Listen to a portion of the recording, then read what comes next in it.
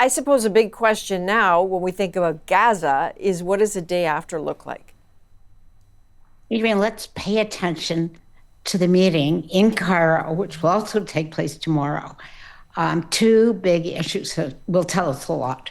The first, what is this international stabilization force going to look like? How fast can the force get in, and how fast can a police force get in? And by the way, Canada may well contribute to that police force.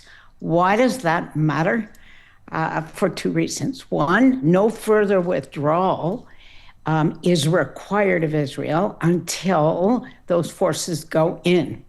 And Israel now still controls 50% of Gaza. The second, and you referred to this, Adrienne, there is violence in Gaza.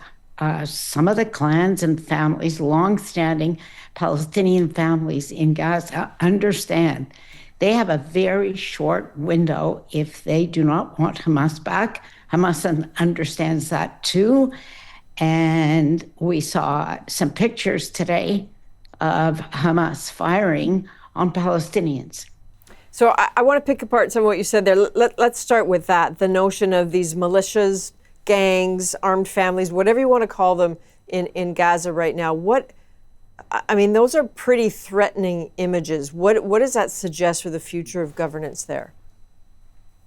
There is, I can only say, Adrienne, all-out struggle now between these families, clans that have taken over parts of Gaza City and principally, but other areas as well.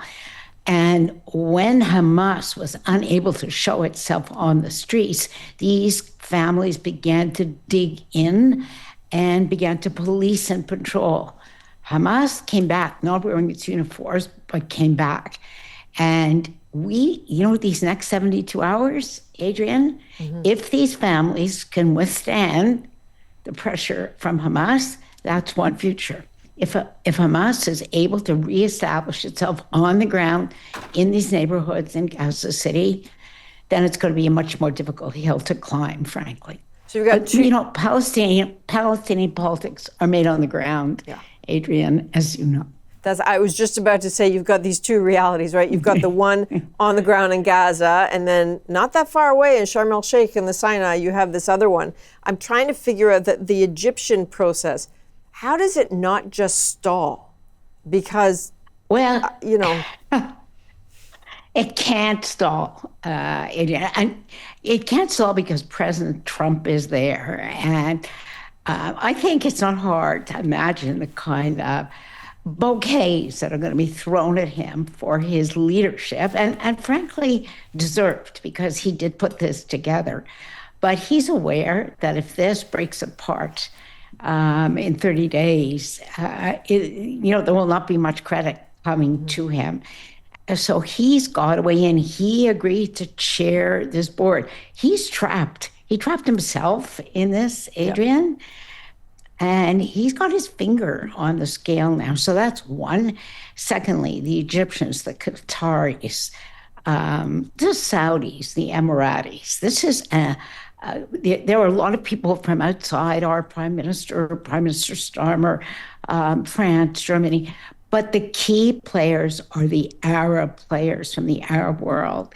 They do not want to see this war start again. And ironically, Israel doesn't want to see the war start again right now. Okay, I just have a little bit of time left, Janet, and Janice, I want to ask you about Israel. It won't be at those meetings at Sharm el-Sheikh, right? We saw the crowd booing the mere mention of Netanyahu last night. What's the political future there? Wow. This is a really divided country. The divisions are covered over during the war, but barely, frankly. There are elections coming. Any seasoned political analyst, Adrienne, would tell you he's finished.